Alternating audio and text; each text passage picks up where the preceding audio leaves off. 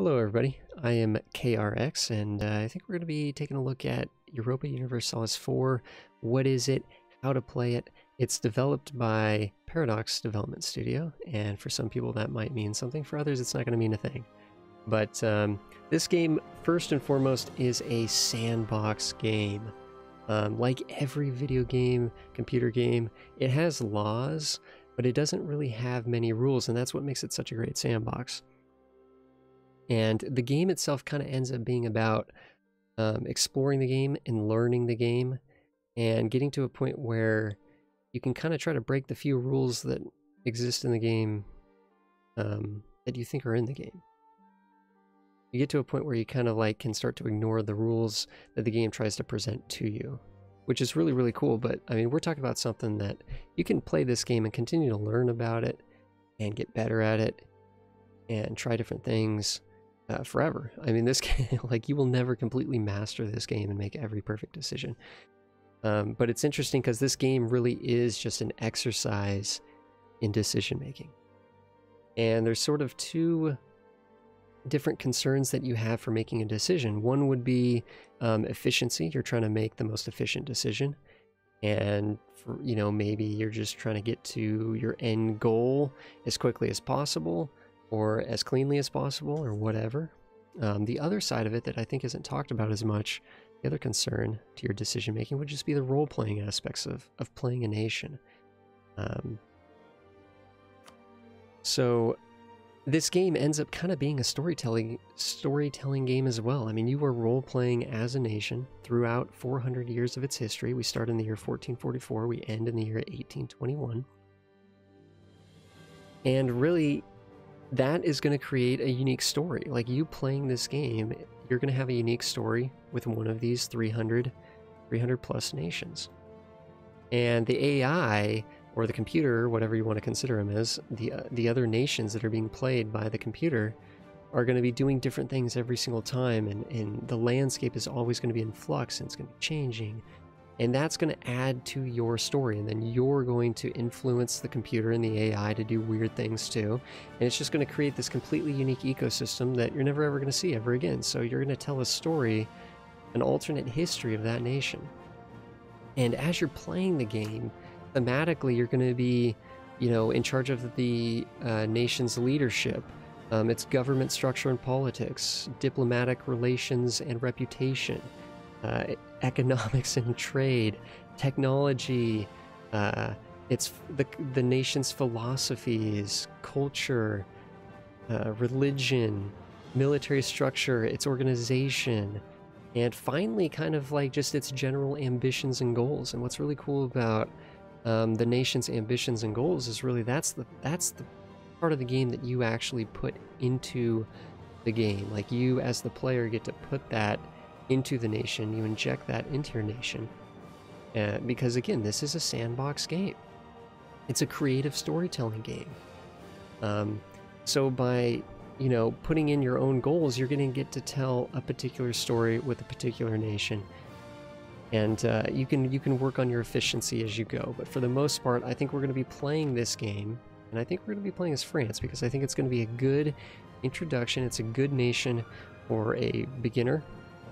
Partly because France is larger and a little bit more powerful, spoiler alert, but we are going to be more leaning towards the side of how do we look at this game from a storytelling perspective, from a role-playing perspective, and using that to sort of drive our decisions and guide us through the game. So we're going to start up the game, again, 1444. You probably don't want to be doing it at any other time. It's highly recommended to start at the 1444 time period, which is basically the beginning of the whole hoorah. So we are going to put on Iron Man. This just means that there's only one save. We're going to do it because this allows us to earn some achievements, and those achievements can be additional goals that we can consider going for as well. And it's just fun because if we make a decision, we have to live with it. With this mode on, it's not really whether or not you're super good at the game or super bad at the game. It's just that this adds to the intensity of the game because every decision is permanent. We're not going to be able to like load back an old save and retry something that we failed at. We're just going to have to roll with the punches on this. We're going to be just fine though. Super creative name here, France. For the save file, I mean, we're not naming the country.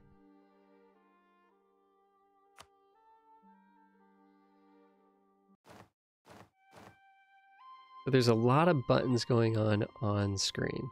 Like there's buttons, there's buttons over here, there's things to highlight over here, there's buttons up here.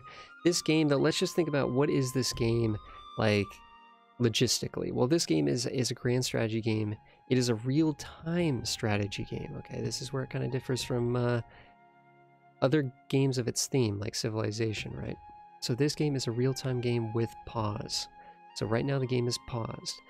Hitting the spacebar will unpause the game, and time will continually flow until we reach 1821, the end date. But when we unpause, we can just pause it again. We can pause it as many times as we want. One of the reasons why I love this game is you don't have to be good at video games to be good at this game, or just play this game and have fun. Because I personally am actually terrible at video games. But that's what's so cool about this game. It's all mental. There's no physicality to playing this game whatsoever, except for, using a mouse. So we're going to be pausing the game a lot, just to kind of think through our decision making, right? Because again, this game is a decision making simulator. So there's going to be a lot of decisions, and we're going to have to think through them, and it's nice to be able to do that when the game is paused. But when the game isn't paused, there are different speeds. And we're setting it to, we'll just set it to speed 3, a good medium of the road speed there. I mean, when we unpause the game, which probably won't even be this episode. I kid you not. There'll be so many things to look at. We won't even unpause the game this episode. But we'll take a look at sort of how those speeds feel, but really it's just something you play around with. I mean, speed 5 is very, very, very fast, and speed 1 is very, very, very slow. So speed 3 is a good place to kind of put it for now. But that's all up here. You can click here to pause and unpause as well, but I use the spacebar. The spacebar. For the most part, though, there's a lot of stuff going on. Basically, let's just take a look at the map. We're in the game. This is the game. We're looking at the known world right now, which for France is basically just Europe and Northern Africa, and a little bit, is sort of the hint of sort of like the Middle East, Asia, so on and so forth. We do know about Scandinavia. They're not completely living in caves at this point. But so this is the known world right now. And we might know about Asia. We might know Asia's over here, but we don't know anything about their culture. We don't know anything about their language. We don't know anything about their religion. So we're looking at France here, and one of the things that we're going to spend a lot of time, the thing you always spend a lot of time doing at the beginning of the game is just sort of looking at your environment. And so we kind of zoom in on our nation here, and naturally it's like, who's like bordering us, right? Like we have Castile down here, Aragon. Castile, of course, is a large nation. They're technically not bordering us. This is our borders here. We're the blue, of course. And technically not a border, because there is a small little nation here, Navarra. And but we got what is it? What's going on in here? You know what I mean? We can click on that and bring up a little thing about this province. If we right-click it, though, we can bring up their diplomacy screen. So this is Provence. Cool, Provence. Oddly enough, let's look at the. So right now we're in what's called the political map mode. These down here are the map modes. I've organized them a little bit, but for the most part, we got a lot of the basic ones up here at the front. The map modes are how we're going to see the world at a glance. So one of the things that we can just sort of check out is like the diplomatic map mode. Right now we're in the political. This sort of highlights all the nations and organizes them by their color. If we go to the diplomatic here, it can kind of make them pop a bit more. So here we have Provence selected because we've just left-clicked on the province. So this, wait a second, green, green, green. Now we know that Provence actually owns all these pieces of land. This is all Provence. The nation, or the kingdom of Provence, the nation of Provence, they own these pieces of land. So they're actually broken into some weird pieces. these lines here basically just mean that they feel like they rightfully should have these pieces of land too, even though they don't currently control them. So we could click on our own nation and whoa, okay, we got a bunch of these too. So this is basically saying that we rightfully own, the world recognizes that we rightfully own these pieces of land, but we don't technically control them right now. And if we flip back to the political mode, we can very easily see that this is actually England. This is part of England. So this is, in 1444, we're sort of in the, I don't know if we're in the middle or at the start of the 100-Year War, but we're like England and France, we're not friends with England whatsoever. I mean, they've conquered some of our lands. Literally our lands. This right here tells us that this is our land. So we, like, without question, we are not going to be friends with England. In fact, we're going to be quite the opposite. We're going to be actively trying to fight them. We're going to be actively going to war with England for pretty much forever, for the entire game, until one of us, until they're gone, hopefully. If we do really well, then we could remove England, which is completely ahistorical, but, you know, that's the point of the game, is to do some things that are ahistorical. It's not meant, this game isn't meant to follow history, it's meant to just, again, tell an alternate history, what happened. So without question, we can sort of just start clicking on our neighbors here. In England, in fact, right here we can see their attitude towards us. They consider us a rival. And there's a huge negative number here in red, negative 115. This is literally just their opinion of us. If we hit diplomacy, we can get maybe a slightly better screen here. This is our attitude towards them. In fact, we don't like them either. We don't like them either. They don't like us and we don't like them. Good to know. So we're probably, I mean, without question, we're going to be going to war with England. If we click on some of these others, we got Brittany here. They're friendly towards us. So again, potentially, you know, we could ally them. So right now we're just kind of going around and around and around and seeing who likes us, who hates us. Again, we're sort of role-playing as France. Like we're thinking, we're not just as specifically as France, but like as a nation in this ecosystem. Like, who can we get on our side, right? Who can we get on our side? And who are we going to want to potentially attack in the future? Go down. Aragon. Aragon actually loves us. That nice green heart right there means they love us. They got a positive number here. It's not a very high positive number, 21. That's a scale between negative 200 and plus 200. So, I mean, the fact that they like us here is good.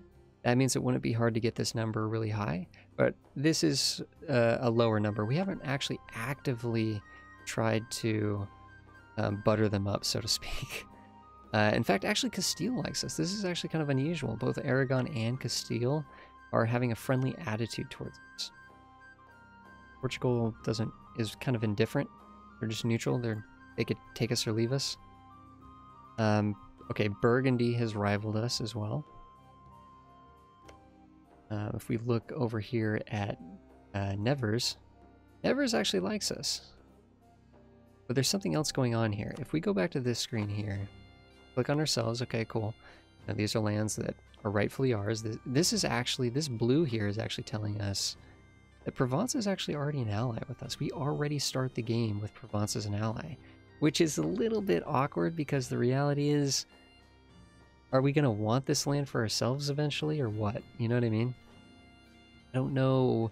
Provence is an ally. We're going to have to see what we can do about that. If we can maybe strengthen the alliance to the point that they might actually be willing to be our vassal, diplomatically sort of annex them through vassalage, or eventually just have to cut terms and decide that these are actually part of the French kingdom as well. We'll make that decision over time. But if we sort of click, you know, we're just clicking things around. Here's Burgundy here. We just kind of remembered that from this map mode here. We got Burgundy selected. We go back to the diplomatic. They have a bunch of these cyan or teal colored little provinces here. And it turns out these are actually different nations. These are actually 4 different nations. It turns out if we go here, we can see that Burgundy already has a vassal of their own. They have Nevers as a vassal. And they have these 3 nations here, Flanders, Holland, and Brabant, I'm going to be mispronouncing names left, right, and center, but these are actually under a personal union. So that means that basically through marriages and stuff and diplomatic this and diplomatic that, Burgundy has basically taken control of these nations. The leadership in Burgundy is also the leadership in these nations, but they aren't technically the same nation. They still could go their own way in the future, or they could be integrated into Burgundy later at a later point. So Burgundy doesn't like us, and it's not just Burgundy. Burgundy has basically backup, right? Burgundy has little puppet nations that will fight with it. Okay, Savoy over here. And Savoy likes, a lot of people like us this game. What the heck is going on? You'd think that, I'm actually a little bit surprised, but a lot of people like us. If we click on Austria though, and I'm kind of like getting outside of our range here, Austria, of course, is going to be the other person that hates us. And that was just a suspicion because the Austria is actually the emperor of the HRE, and we have a map mode for that too. We can hit that and we can see that this is the Holy Roman Empire in 1444. And there's a lot of diplomatic sort of backstabbery and sneakiness going on here between all of these different these are all tons and tons of different little nations in here, all trying to better themselves and get ahead. And the emperor is sort of like the, you know, basically the father of all this. And they're responsible for the wellness, the well-being of these nations, right? And these nations are going to be like little bickering children, basically, just fighting each other over petty things and whatever. And the emperor is going to try to make sure that this stays pretty much as is. They don't want anything to change. They kind of want things to be left the way that it is. The Holy Roman Empire is stronger if there's more independent nations. So if we attack into the Holy Roman Empire as France, we're going to be resisted by Austria. Regardless if we're attacking Austria or not, Austria is going to defend the nature of the Holy Roman Empire. So, but luckily we're technically not actually bordering. Yeah, we're not really bordering any of the Holy Roman Empire, except for, did I catch that right? Okay, Savoy is part of the Holy Roman Empire. This is Savoy, and they are part of the Holy Roman Empire. So if we wanted to wage war against Savoy, there's a really good chance that Austria would be involved in that. We'd have to consider the strength of Austria, and Austria is a pretty powerful nation at the beginning of the game. So really, there's not too many people that border us. I mean, we already have an ally. Oh, what's this? Okay, so we got the Papal State, the Pope. And I can't tell you the historical significance of why they have this province here. Maybe someone in the comments can point that out. I'm sure it's an interesting little tidbit why they have Avignon. Maybe the French just gave it to the church. Probably as simple as that. Of course, we are a devout Catholic nation, as is pretty much all of Western Europe at the time, and even Eastern Europe. We have to go all the way into the Russian culture areas to find the Orthodox. Although there is a little bit of Sunni down here, a little bit of Islam down there. But we are devout Catholic, as are our neighbors. So, but again, there's going to be some friction down here. I bet you if we start clicking on people down here, yeah, they actually don't like us just by default. They have Tunis actually has a friendly attitude with us, which is unusual, but they have a negative modifier. They still have a negative modifier, so they ultimately still don't. Their attitude is friendly, but in practice, they don't really think they owe us anything, and they don't like. I mean, these nations don't like us. We're not the same religion. We're different cultures.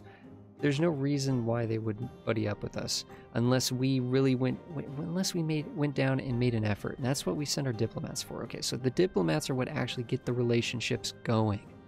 We can send these diplomats to go just literally butter people up, make them happy, or we could send the diplomats to make requests, like alliance requests. And of course, the diplomats are also used to send notice of declarations of war and pretty much everything that you can imagine that anything that we have to do, any sort of message that we need to send to any of our neighbors or any other nation in the game is going to be done through the diplomats. So right now we have 3 diplomats available.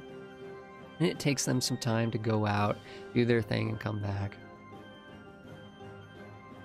So for the most part, we're kind of like getting a sense that there's some map modes down here. Here, we looked at the religious map mode.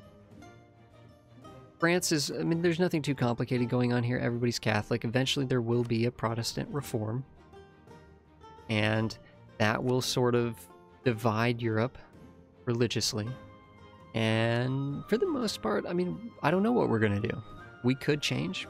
France, of course, traditionally remained Catholic, but I don't know. Anything is possible. Anything is possible. Like I said, very few rules in this game.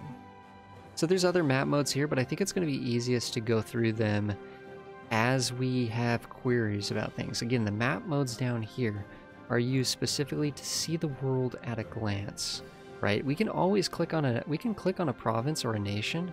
We can click on their crest to go to their diplomacy screen, and we can get some detailed information about what's going on with them and what they think of us and stuff like that. Of course, you know, right here, this nation doesn't have anything going on yet, but we haven't unpaused the game. So really, most nations aren't going to have any relationships at the beginning of the game. It's just going to be just the nation themselves. No relationships, no relationships, no relationships. So we're looking, I mean, when I'm checking for that, we're looking for blue, we're looking for teal, and if you just see a big block of green, then there's nothing really going on here. Yeah. That's just because it's the start of the game. When we unpause, all these nations are going to be like trying to make deals. They're going to be trying to make alliances. They're going to be making rivals. Things are going to start getting moving and grooving. So of course up here we have a bunch of resources, but there's no reason to go over any of these because there's no context to any of this. I mean, besides I can tell you money, and usually you want more of this stuff, not less of it. In fact, there is an exception up here. There is something you want less of. But these are sort of the people, just the workers that we have to kind of send out. You know, these are our 3 diplomats that we talked about. This is a missionary that we have. But for the most part, we're just going to be kind of looking at things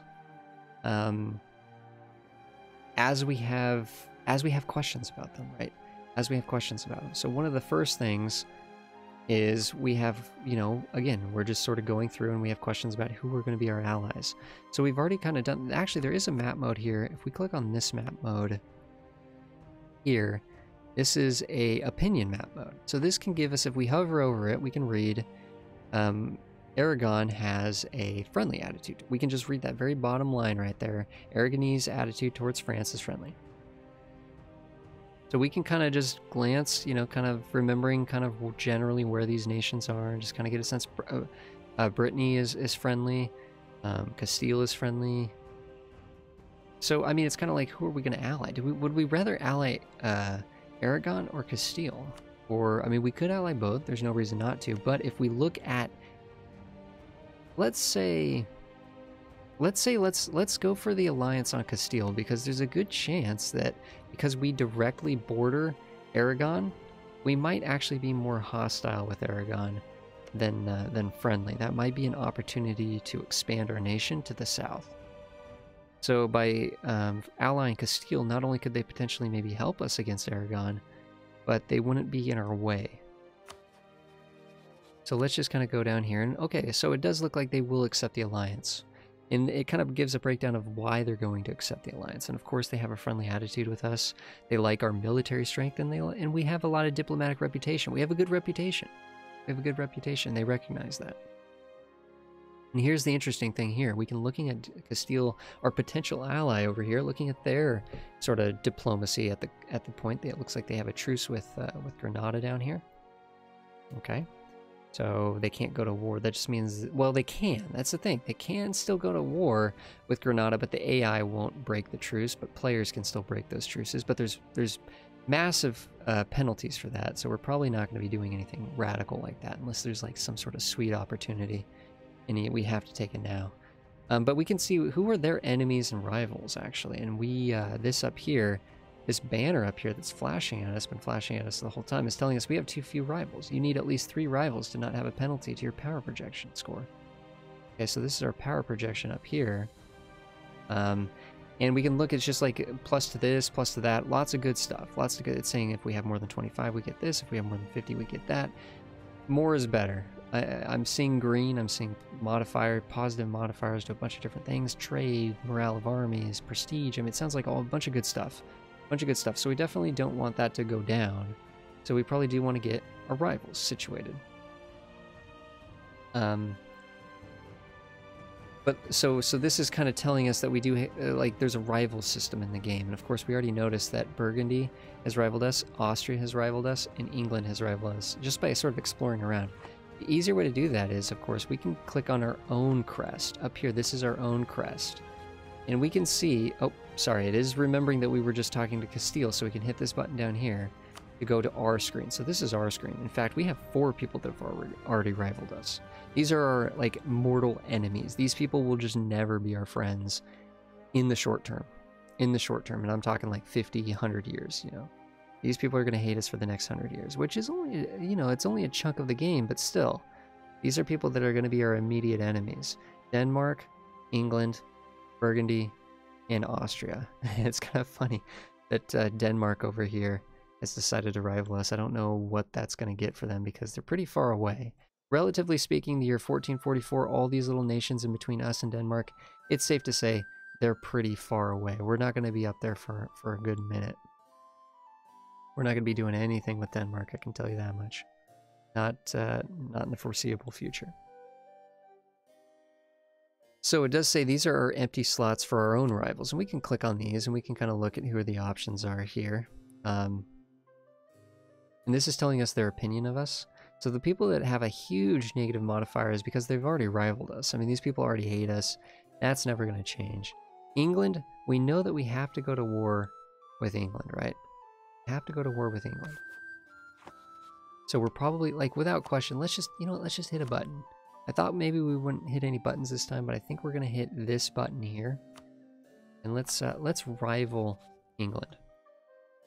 I mean, historically, there's no way we can coexist. No way we can coexist. They have our land, we need to take it back.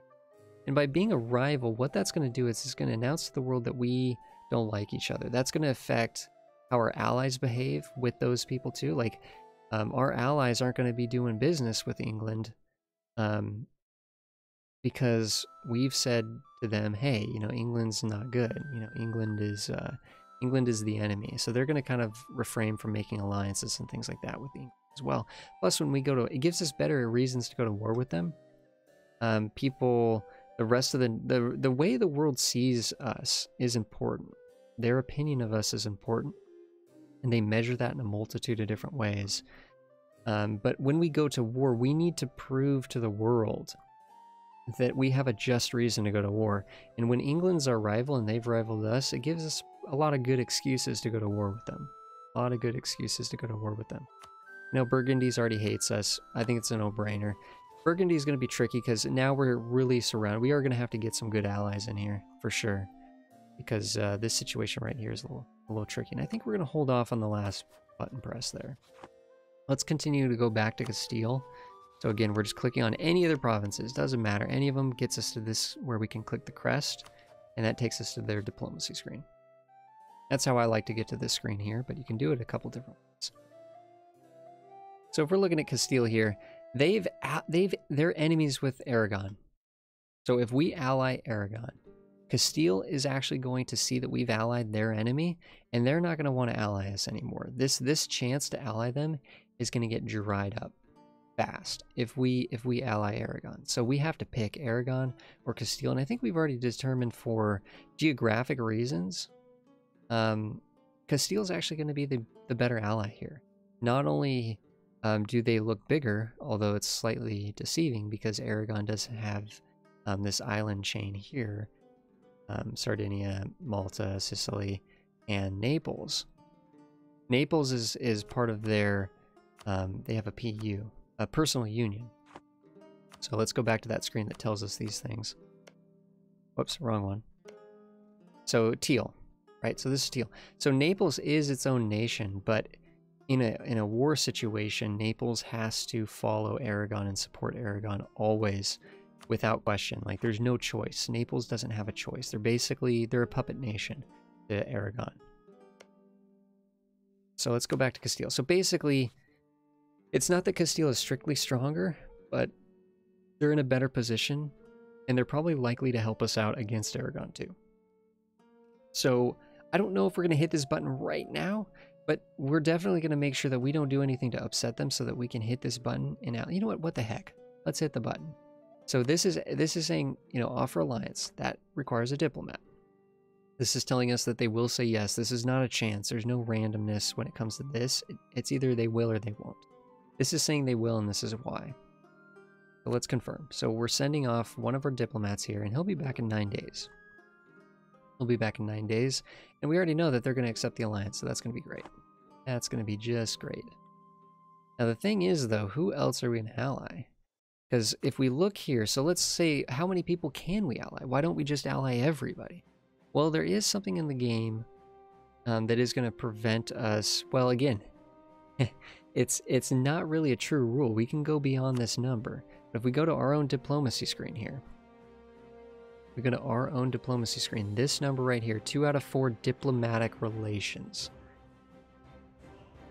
Basically, what this is saying is, based on the way that we've organized our nation at the start of the game, the way that France is organized, we can sort of handle, we can support, we can adequately keep up with 4 diplomatic relations. If we go over this number, or if we have relations with more than 4 nations, then it starts to cost us, like, the efficiency of our diplomacy, our diplomatic power goes down. Like, there'll be a cost associated with going over this number. Again, we can go over the number. We can go to 10 alliances if we want, but the truth is, are we going to need 10 alliances? No, I don't think so. We're France. We're going to be just fine. The funny thing is, we've allied Provence, who's an immediate neighbor, so they should be able to support us very easily without too much trouble. We've allied Castile as well, who's a big ally. And it's almost kind of like to the point where I'm not sure if there's too many other people that we're going to be too concerned with actually allying, but because we could ally Savoy, we could. But again, I don't know. Just because Savoy is smaller doesn't mean that it's a bad alliance, because there's sort of a mechanic in this game where if you're a small nation and you ally a big nation, the big nation recognizes that you're a small nation, and it takes a long time for the big nation to actually owe you a favor. There's this idea of favors in the game, and let's say we wanted to actually see how many favors we had with Savoy. We're going into the diplomacy screen here, and there's some tabs here. This is like all of the diplomatic actions, all the things that we can send diplomats over here to do. Some of them we haven't met the requirement for doing them, but the ones that are sort of like a light green means that we can just send away. We can just send the diplomat over there. And, you know, anything that we can't do, it tells us explicitly, why can we not do this? Well, a lot of the times there's just no context for this. Form a coalition against? How could we form a coalition against Savoy? The game's just started. So, like, we don't hate Savoy yet. There's no reason to hate Savoy, and there's no reason for other people to hate Savoy. The game just started. So, some of these buttons are grayed out because they just, the context that they need in order to be active aren't present. So there's some of these things. Oh, apparently it's also saying that we can't ally someone. They will accept an alliance, but we can't send multiple alliance offers in the same day. And the reason for that is because, again, like, we can't send Aragon and Castile an alliance at the same time and be like, ha, gotcha, because they hate each other, right? They would accept, if they both accepted at the same time, then they would have to be allied to a nation that's allied to their enemy. But because they've added this system where you have to wait a day, the AI then gets a chance to recognize, hey, wait a second, you just allied my enemy. I don't want to ally you anymore. So that's kind of why they've added that limitation there.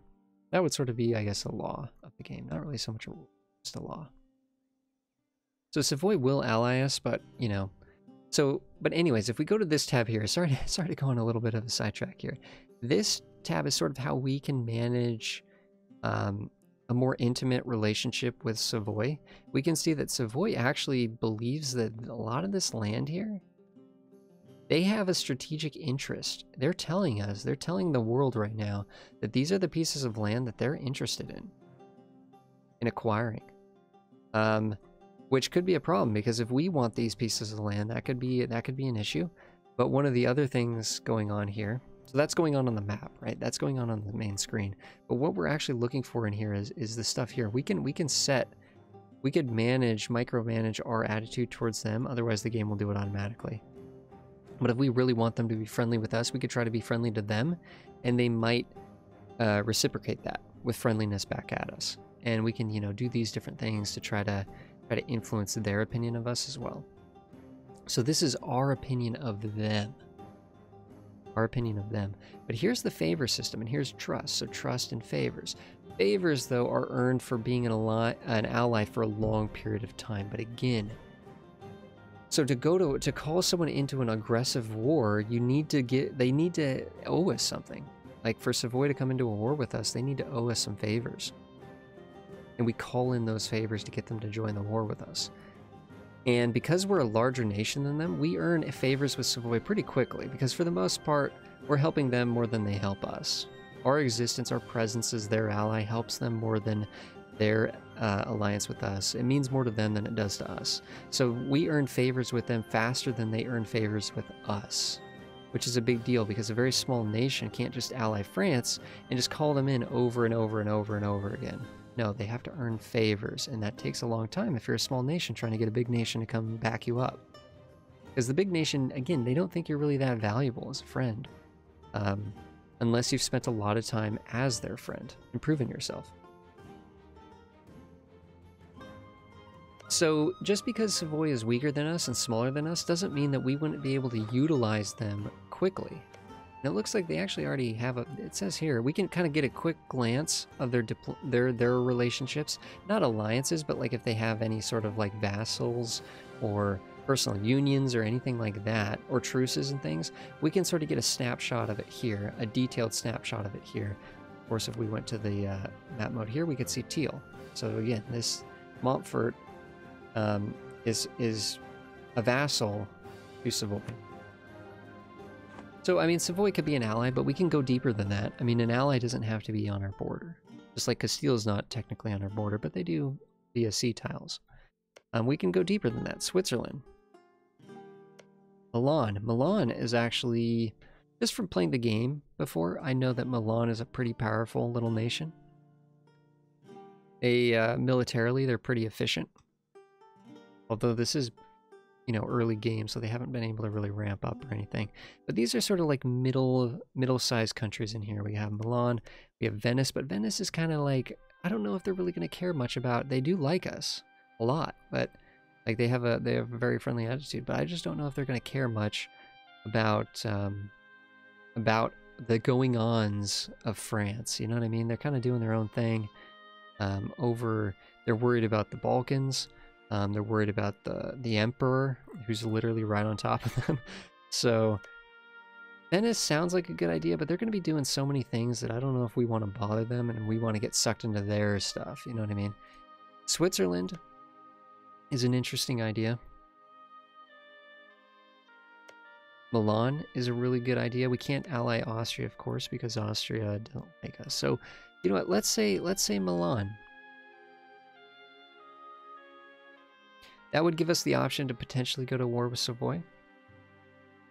Again, we're not allying someone at our border so that we have room to grow, but we do have an ally that borders the eventual enemy so that we can use them in the war, hopefully.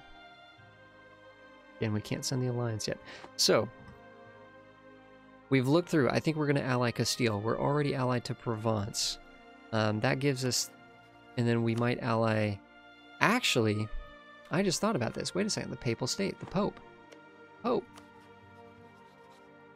We could ally the Pope.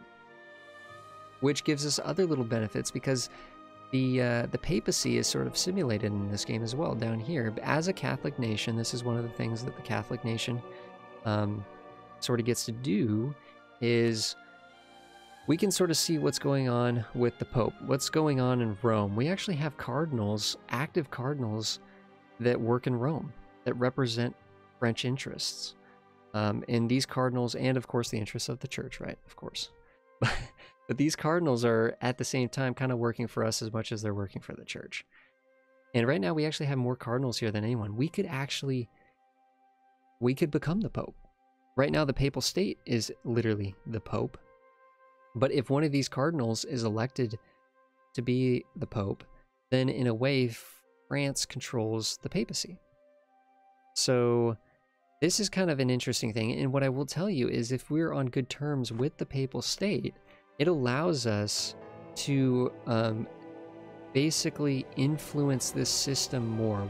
We don't need to worry about a lot of these buttons and stuff, but there's a currency, and we're at 0 right now, 0 papal influence, but there's a currency here. And by being on the good terms with the Pope, we will accumulate that currency faster. It's almost kind of like favors, right? Like we're doing good things for the church will do good things for us later on. So you know what, we can offer the alliance later, but I think either way, what we're going to want to do is improve our reputation, because right now we're technically actually allied to their rival. We're allied to their rival. And they don't like that. They don't like that. So we're actually in the negatives, even though they do have a friendly attitude towards us. Of course, we're a very, very good Catholic nation. They should like us. But let's actually just improve our relationship.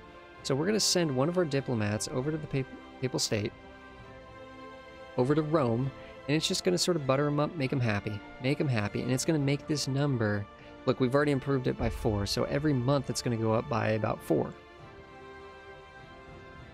So over time, we're going to get that up to... the maximum on that is plus 100 from that one modifier alone. So a lot of the times when you send a message, the diplomat goes to the nation, they deliver the message, and then they slowly come back. When you go and improve relations, it's a unique in that sense that if you're improving relationships, they stay there. They stay there.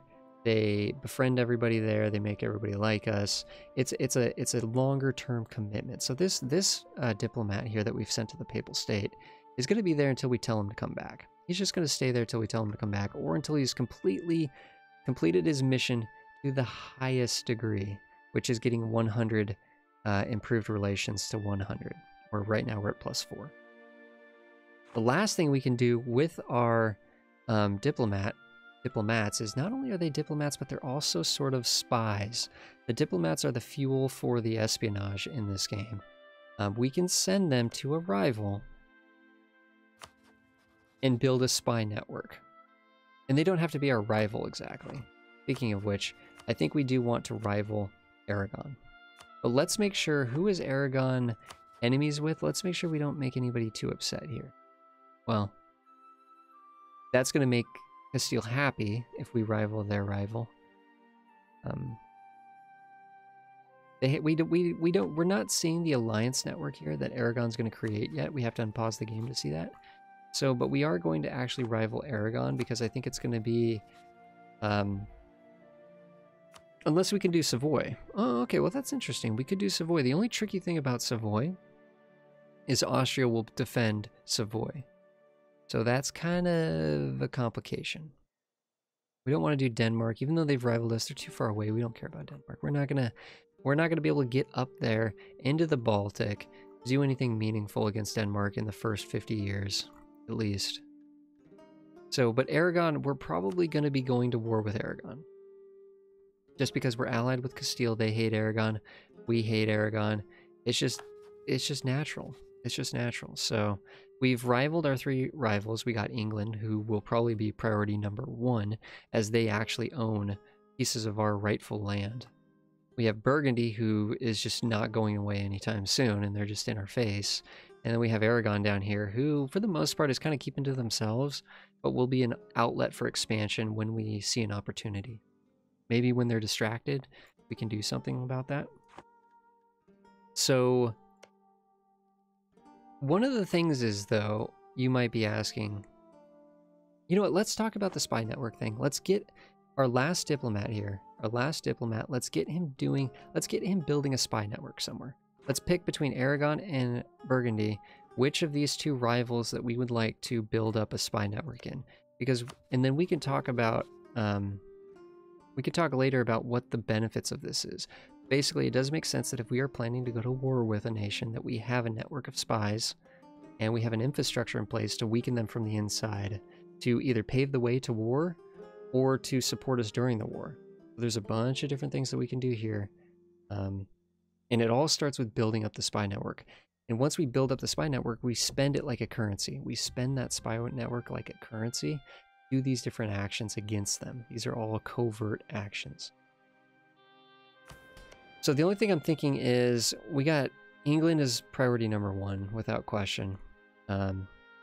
Burgundy is pretty scary and they're in a scary position. So maybe we're just gonna sort of work on Burgundy. Maybe we're just gonna work on Burgundy and try to nullify that a little bit and be ready for any opportunity, because Burgundy can get tied up with a lot of things because they're directly, it's just a mess up here. I mean, they're not part of the HRE, but they actually own Holy Roman Empire land. So Austria naturally is not going to like them. In fact, Austria might even try to make a move against them to seize that land back for the Holy Roman Empire. In fact, if we go here, we should see, oh, wow. Wow, Austria did not rival Burgundy, actually. Austria doesn't have that many enemies at all. This is very unusual. Very unusual. So Burgundy might get a free pass here. Not a free pass, but they might not get put under as much pressure as we would think otherwise. So, again, so what have we done so far this episode? We've sort of described the game in a general sense. We've looked at our nation of France, but we haven't really looked at our nation in terms of its starting economy, its leadership, anything like that. We haven't really dived into the details. We've just thought about this as a role-playing experience. We are France. We would like to get some allies. We would like to recognize who our enemies are, and we would like to just sort of conceptually start thinking about, where are we going to go? What are we going to do? Who are we going to attack? What is our reason for attacking people?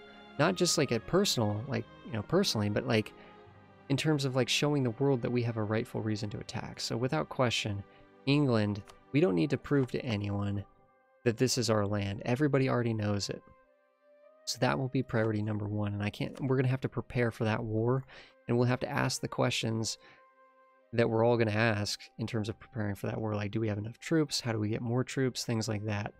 And when do we attack and things like that. So we're going to be going through, I think next episode, we're going to be looking more at like what's going on with our country internally at the start of the game. We're going to be asking some questions about our economy, our leadership, but continually what's going to drive us is the role-playing idea of like where we're going thematically. We're going to think in thematic terms rather than terms of efficiency. This is not going to be the most efficient campaign ever played, not even close.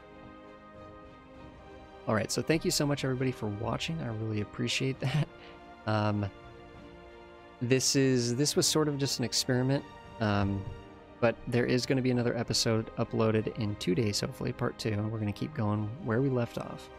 This is very much for beginners, again, but we do have all the DLCs active. This is patch 1.25, so we're going to be looking at all the little nitty-gritty details as we go through on this, basically what's going to morph from sort of a tutorial to a Let's Play. And right now we're actually doing a Let's Play on Twitch. We're doing a different campaign. We actually started as Brandenburg, and we're playing as Prussia, and that campaign is probably almost ending, and then we'll be starting a new one. And I'm kind of thinking, there's some people in the chat that kind of want us to play England, so we're going to be figuring out who we're going to play next on the Twitch, and the link for that down below if you want to come and say hi and hang out.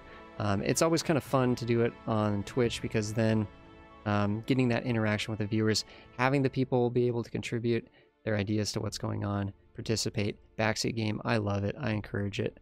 And then also just kind of chill out and relax. Whereas this is more like we're a little bit more focused on the game, but I'm also more focused on the commentary. There's no distractions here. Let's get to figure it out nice and easy at our own pace, which is also really fun. So it's 2 really awesome sides of it. So thank you so much, everybody. I will probably be reading every single comment to this video. I don't think there's going to be too many of them, so if you post comments down below, let me know what you're thinking. I will definitely read them. I'll probably even respond to a lot of them. So thank you so much, everybody. I will talk to you guys on part 2, during part 2.